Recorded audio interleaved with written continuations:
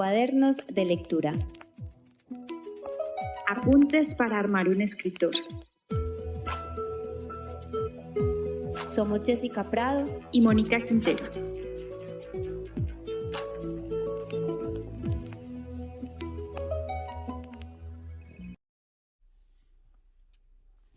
Hola, bienvenidos a Cuadernos de Lectura, Apuntes para armar a un escritor. Hoy es nuestro capítulo final de esta nueva temporada y vamos a conversar con Estefanía Carvajal y su libro Las vanidades del mundo, que es su primera novela. Las vanidades empezó con la muerte del tío. Solo cuando eso pasó, ella pensó en una novela. Antes de eso estaba en el periodismo y para ponerse en disposición de escribir se fue a estudiar una maestría en escrituras creativas en Nueva York. Y aunque las historias empiezan en su familia, ella quería tener la libertad para escribir, para inventar. Así fue ese proceso.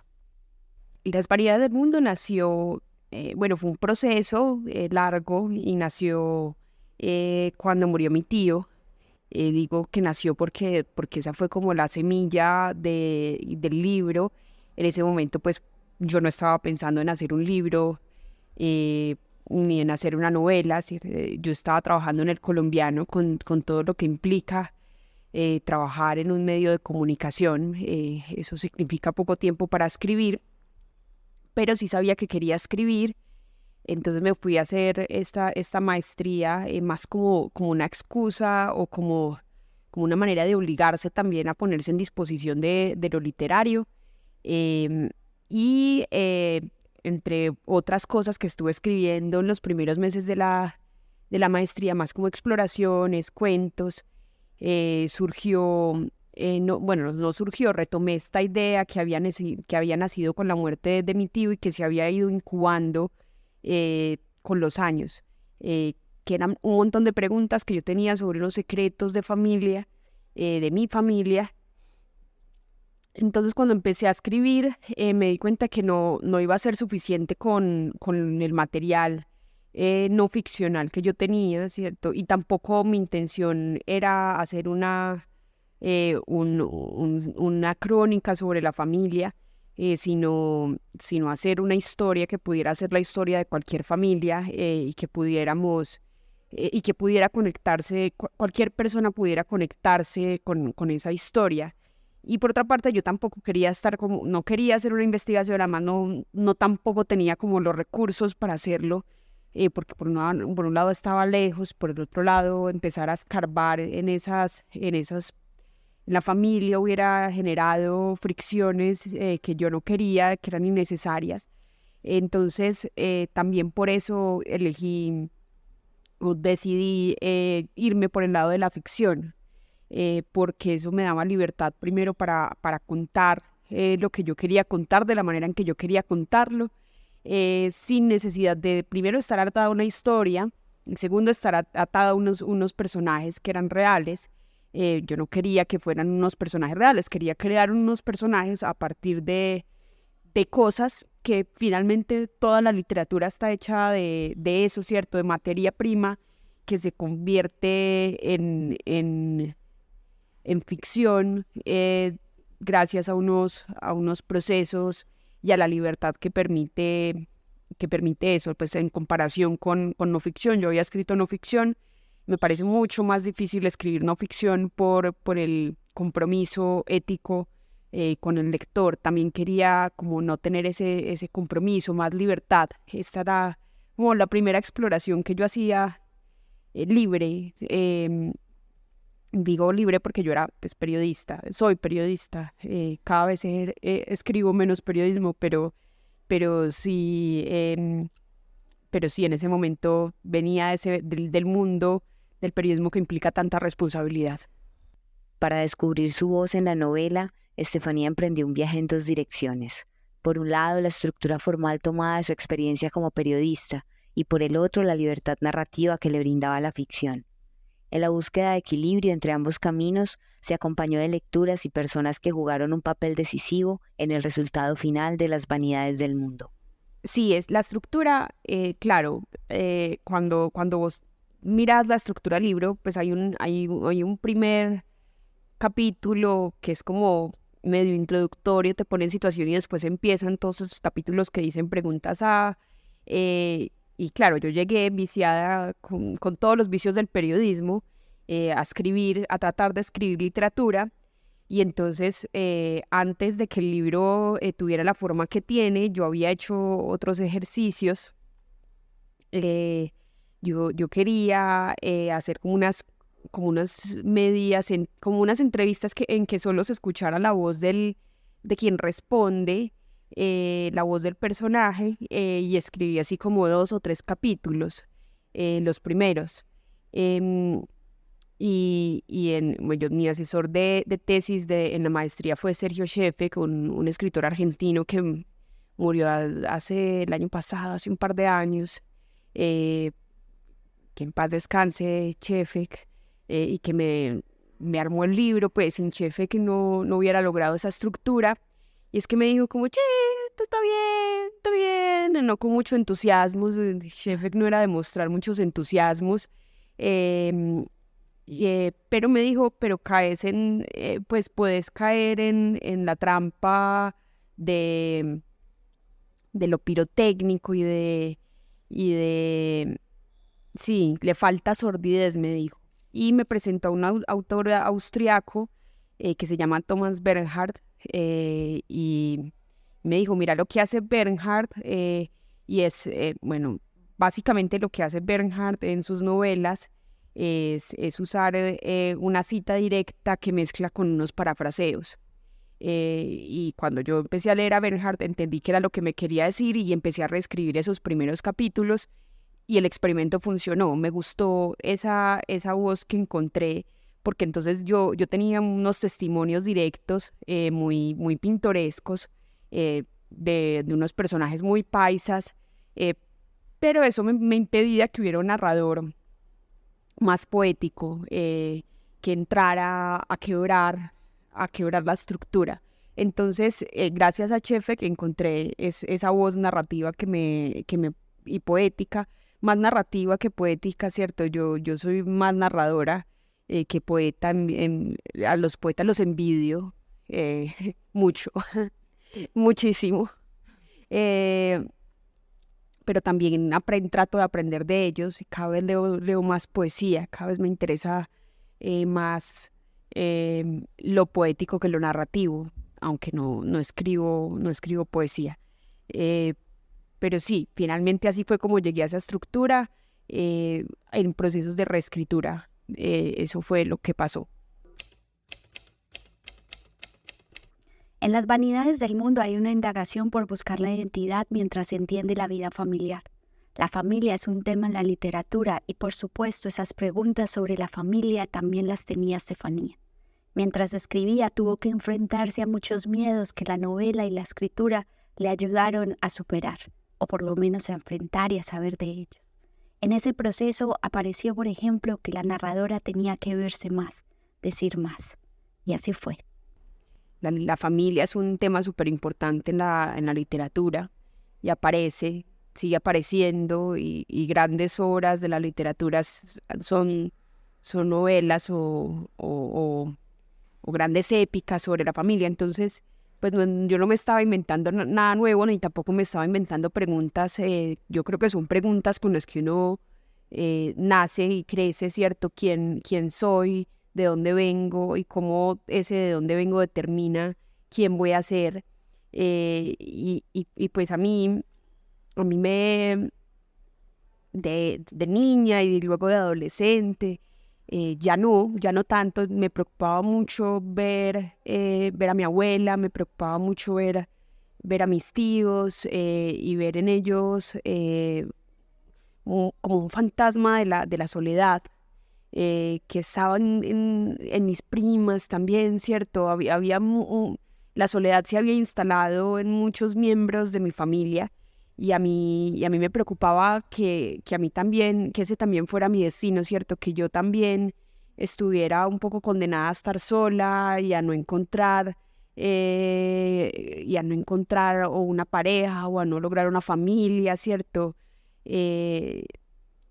Ya no tengo ese miedo, ya superé esos miedos, pero también la novela fue enfrentarme a eso, ¿cierto? ¿Cómo podemos meterle un palo a esa rueda que es como el karma familiar, que hace que haya cosas que se repitan y finalmente esa era la pregunta del libro, ¿cierto? O más que la pregunta, el punto de partida, preguntas había muchas, el punto de partida era el asesinato de mi tío, pero también el asesinato de mi bisabuela y cómo esos dos hechos se conectaban.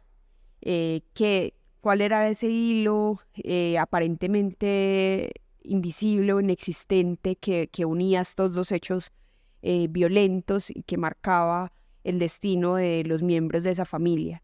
Y cómo ese destino de esos miembros de esa familia me impacta a mí que soy descendiente de esos karmas. Entonces, claro que había unas preguntas, pues, y de hecho me costó mucho, me costó mucho que la narradora, pues crear el personaje de la narradora, que es un personaje más o menos invisible. En momentos anteriores de la novela era aún más invisible, pero busqué visibilizarlo, pues porque además tuve la buena suerte de tener unos grandes lectores en el proceso que me ayudaron a construir la novela. Y una de sus recomendaciones fue necesito ver más a la narradora y cómo afecta a la narradora esto que pasa en los otros personajes, porque un poco yo me estaba poniendo en un lugar como de espectadora desde afuera, como esto es la historia de esta gente, pero no me toca. Pero claro, ¿cómo no me va a tocar si es mi familia y son también mis karmas y mis constelaciones? A pesar de que las vanidades del mundo se sitúan en el terreno de la ficción, la trama se nutre de historias familiares de Estefanía. Soledad, uno de los personajes principales de la novela, está inspirada en su abuela, mujer a la que nunca logró descifrar del todo durante la vida que compartieron. Sin embargo, gracias al ejercicio de la imaginación, terminó de ensamblar los fragmentos que le hacían falta para develar su misterio, y así aprender a amarla en medio de toda esa complejidad. La abuela Soledad era un personaje, de hecho, Soledad es el único nombre que yo tomé prestado de la vida real, porque además yo siento que su nombre determinó el curso de su vida y su destino, ¿cierto? Su destino tan solitario, aunque no fue una mujer abandonada, pues, porque tuvo a una hija muy presente y que la salvó de la soledad total. Pero sí era una mujer que buscaba estar sola, no solo estaba sola por las circunstancias. Yo creo que se había acostumbrado tanto a la soledad que le pesaba la compañía, que le estorbaba a la gente, porque, no sé, tal vez el alejarlos voluntariamente era una manera de protegerse de que la abandonaran por decisión de los otros. Es como si yo abandono primero, no me tienen que abandonar. Si yo me alejo primero, pues no me como cuando uno es muy inmaduro en esas cosas del corazón y rompe con el novio, con el fletecito, porque tiene la sospecha de que van a terminar con uno, entonces prefiero ser quien abandona antes que sentir el abandono. Y claro, Soledad era una mujer que desde bebé había experimentado el abandono y la violencia. Entonces, sí, yo creo que escribir su historia, indagar en su historia, también experimentar con ella como personaje, porque pues hay, como ya habíamos hablado, hay también elementos de ficción que son importantes y que constituyen una parte importante del libro, sobre todo, por ejemplo, las historias de la infancia de Sole son producto de la ficción. Yo conocía ciertas cosas, ¿cierto? Yo supe que ella creció en un orfanato, de monjas, pero hasta ahí, no supe nada más. Y también imaginar su infancia me ayudó a entenderla desde la ficción también, pero me ayudó a comprenderla y a...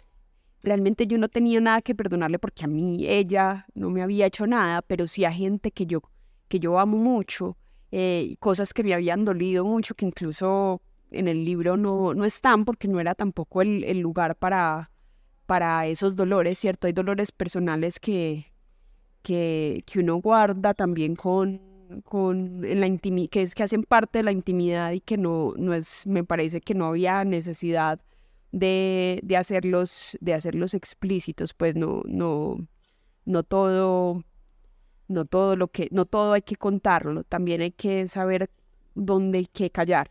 Entonces, sí, yo creo que a Sole yo la comprendí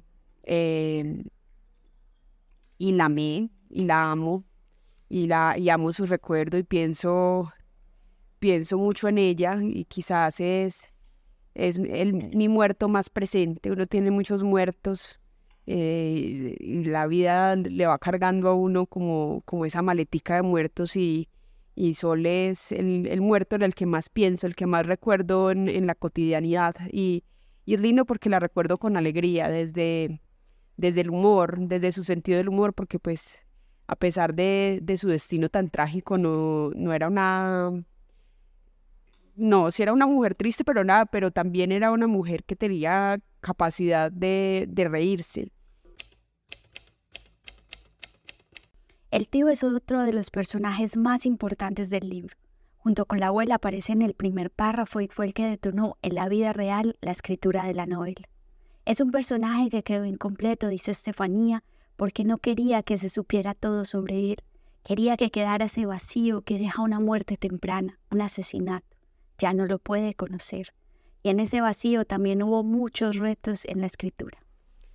Enrique fue un personaje que me costó crear, que también creo que quedó incompleto, pero parte de que quedara incompleto pues fue también como intencional, como no levantar por completo el velo del misterio que lo cubría, sino también echarse al dolor de que pues como la narradora termina echándose al dolor de que ya no va a poder conocer al tío que le hubiera gustado conocer y por más que indaga y por más que pregunte y por más que le cuenten historias y por más que le digan, pues no es lo mismo que te cuenten o que otros recuerden a la experiencia de conversar con alguien, de conocer a alguien, de festejar con alguien, de bailar con alguien. Entonces sí, me costó crearlo porque pues primero al principio yo estaba como muy pegada a la realidad y tuve que desprenderme para poder concluir la novela, ¿cierto? Para poder hacer la novela tenía que apartarme de lo real y en ese sentido empezar a construir un personaje que fuera como un fantasma, pero que no es el tío que yo no conocí, ¿cierto? Es un tío que murió en esta novela y que esta persona está tratando de descubrir y de encontrar fragmentos de él aquí y allá. Entonces eso que sea fragmentario, que sea como un fantasma, pues fue el resultado también no sé si de mi incapacidad para crear un personaje, o de mi necesidad de estar medio apegada a la realidad que bueno, no sirvió mucho, ¿cierto? Tuve que, como les digo, apartarme. Entonces, sí, este personaje me interesó, me interesaba desde niña, ¿cierto? Desde niña yo lo veía y lo veía diferente y yo sabía, como todo el mundo sabía, pues que era gay, aunque nadie lo dijera, ya eso es ahora una bobada, ¿cierto?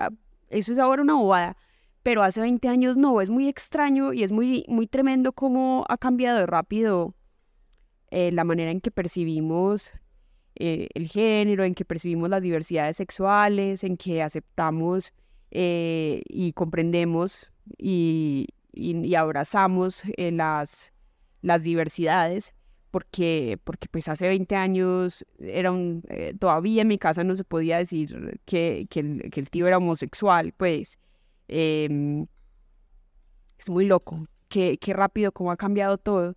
Y sí, así como me faltó tiempo, quizás con la abuela, iba a decir que cuando estaba cuerda, pero en realidad mi abuela nunca estuvo cuerda.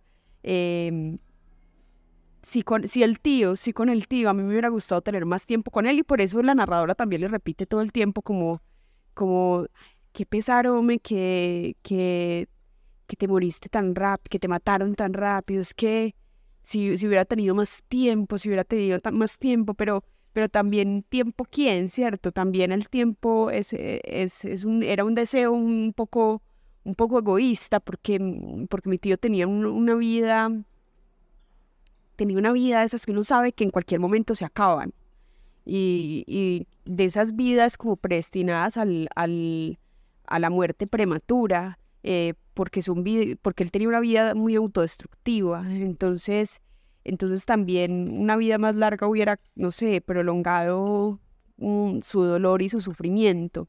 Es un deseo egoísta el haber querido conocerlo más, o no sé. La narradora de las vanidades del mundo va y viene entre el presente y el pasado con una fluidez que casi ni nos permite percatarnos del cambio. Si bien es una novela que ocurre sobre todo en interiores, navegar entre ambos tiempos también ofrece a quien lee la posibilidad de entender el lugar al que pertenece la familia. Bello, una ciudad pequeña pero con una condición social tan determinante que es imposible que no afecte la historia.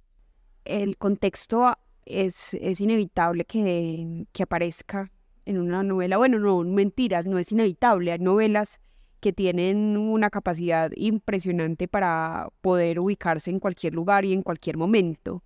Pero en este caso no, yo no podía hacer eso, no quería hacer eso, porque había, pues porque en parte el contexto afectaba de alguna manera el curso de ciertos acontecimientos. Entonces, pues no es lo mismo que vos, lo mismo que vos seas un gay hoy a haber sido gay hace 20 años o haber sido gay hace 40, y es cierto, eso cambia la manera en que los otros te perciben y en que logras dialogar con tu familia sobre tu diversidad. Entonces, en ese sentido, el contexto era importante. Y por otro lado, pues yo crecí en Bello, y a mí me interesaba contar Bello, aunque no era una novela sobre Bello, ¿cierto? Y es una novela sobre familias, y por eso los espacios interiores son importantes. Un poco me he dado cuenta de que casi todo lo que escribo ocurre en lugares cerrados. No sé por qué. Habrá algo allá adentro que psicoanalizar, pero no es el momento de eso. Sí me interesaba contar Bello, que es una ciudad que tiene unas particularidades, que se parece a Medellín, pero no es Medellín. Tiene unas dinámicas criminales, de libertad diferente, ¿cierto? En Bello es una ciudad permisiva en ciertos aspectos, pero al mismo tiempo está permanentemente, pues está siempre en manos de actores violentos y armados. Aún hoy, pues eso por eso no hablo en pasado, porque eso sigue ocurriendo, y para nadie es un secreto. Y yo crecí en ese contexto, y esta familia existe en este contexto, que además se va transformando, pues porque se muestra Bello en distintos momentos, ¿cierto? Incluso Bello de principios del siglo, cuando era un pueblo, pues, de 3 calles, cómo se transforma en una ciudad tan grande, ¿cierto? En una ciudad, bueno, que en los 90s, en los 80s no era tan ciudad, era un muy pueblo, ¿cierto? Era un pequeño, y a pesar de su tamaño, pues Bello en los 80s y 90s fue cuna de el grupo de sicarios más importante de Pablo Escobar, que era precisamente en el barrio donde vivía esta familia. Entonces, claro, es imposible, yo creo, hablar de una familia bellanita y una familia, yo diría que cualquier lugar del Valle de Aburrá, y es imposible hablar de secretos en las familias sin que llegue el tema del narcotráfico, sin que llegue el tema, aunque sea de manera tangencial, ¿cierto? En este caso, pues la familia no está directamente involucrada en ninguna actividad criminal, pero sí tienen personas cercanas que lo están, y sí, pues terminan invirtiendo en el negocio de camiones, de los paracos de Bello, pues entonces, pero porque hay también un asunto con la ética que, pues yo creo que todo parte de la ética, ¿cierto? De cómo está tan normalizado tener estos tipos de negocios que para las familias no es algo extraño. O sea, es más condenable que alguien sea marica, que alguien sea traqueto. Hay temas en las vanidades del mundo que todavía son difíciles socialmente, aunque la época en la que transcurre la novela lo eran aún más. La homosexualidad, las adicciones, la violencia de género, la eutanasia. Y fueron temas, dice la escritora, que fueron apareciendo mientras ella trabajaba en la novela. Yo creo que fue más natural la manera en que aparecieron los temas en la novela. Porque yo cuando escribo, hay gente que piensa en temas, ¿cierto? Como voy a escribir un libro sobre el suicidio, o sobre la eutanasia, o sobre la violencia de género, o sobre una mujer empoderada. Yo pienso más en acontecimientos y en la historia, ¿cierto? En qué le ocurre a estos personajes y cómo eso que les ocurre los transforma, más que en temas, ¿cierto? Entonces, los temas fueron simplemente apareciendo. Yo no me senté, yo sabía que quería contar una historia y que sabía dónde empezaba y sabía dónde terminaba, pero lo que ocurre en medio, aunque no voy a decir que es pues todo improvisado para nada, yo no trabajo desde la improvisación, ojalá tuviera más capacidad de improvisar, pero soy más metódica, pero también parte de mi método es de dejar que haya cosas que aparezcan y que haya temas que me sorprendan, o que incluso yo no estoy pensando en esos temas, pero son los lectores quienes se dan cuenta de esos temas. Entonces sí, así fueron apareciendo como más los hechos, cargando con el peso narrativo de lo que pretendía contar. Estefanía ya empezó a trazar las primeras ideas de su próxima novela. Nos adelanta un poco de qué se trata, como una manera de prometerse a sí misma que por lo menos va a continuar escarbando en esa historia para ver hasta dónde llega. Con estos apuntes terminamos los cuadernos de lectura de esta temporada. Muchas gracias por escuchar. Les deseamos felices fiestas y que los buenos libros les acompañen siempre. Este año ha sido de textos cortos, de un par de cuentos, de crónicas, de encargos, pero ya también quiero retarme nuevamente. Entonces está empezando a germinar una novela que es sobre una familia que está volviendo de un paseo y se queda atrapada en un trancón por un derrumbe, con otras miles de personas en un lugar medio inhóspito donde hay nomás unos cuantas casas campesinas y guerrilla.